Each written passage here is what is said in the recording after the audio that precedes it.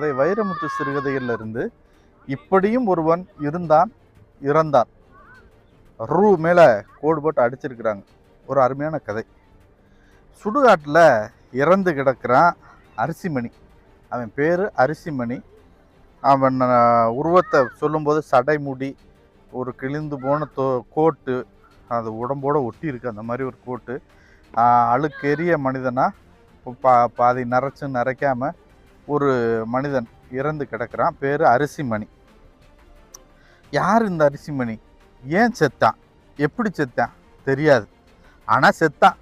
பிறப்பதற்கு ஒரே வழி, சாவதற்கு 1000 வழி. அந்த 1000 வழியில் எந்த வழியோ அந்த வழியில் அவன் செத்து போயிட்டான். அனாதை பயலாக தெரிஞ்சான், அனாதையாகவே இருந்து இறந்தும் போயிட்டான். சுடுகாட்டிலேயே இருந்தான், சுடுகாட்டிலேயே செத்து போயிட்டான் அப்படின்னு இந்த அறிமுகத்தோட கதை தொடங்குது. அப்போ சொல்கிறாங்க, நம்ம ஊரில் பாட்டு செத்து போச்சுப்பா அப்படிங்கிறாங்க. அதாவது தொடர்ந்து அவன் பாடிக்கிட்டு இருக்கிறவன். பாட்டு ஒருத்தன் பாடுறான்றப்ப எந்த மனநிலையில் பாடுவான்? ஒன்று ரொம்ப சோகமாக இருந்தா, இல்லை ரொம்ப சந்தோஷமாக இருந்தான். இவன் இந்த மனநிலையிலே இருக்கிற ஒரு மனுஷன் தான் அரிசிமணி. செத்து போயிட்டான். கொடுத்து வச்சவன்ப்பா.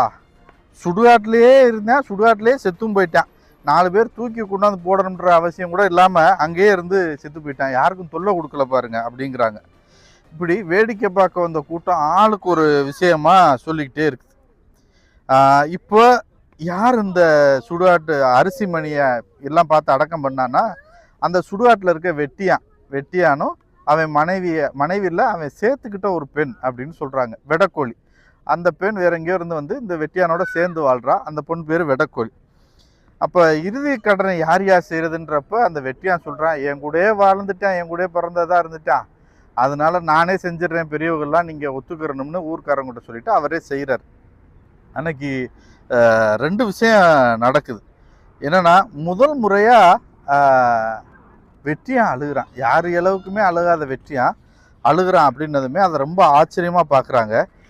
ஏன்னா ஒரு தினமும் மரணத்தை பார்க்குற அந்த மனிதன் இறுகி போய் தான் இருப்பான்.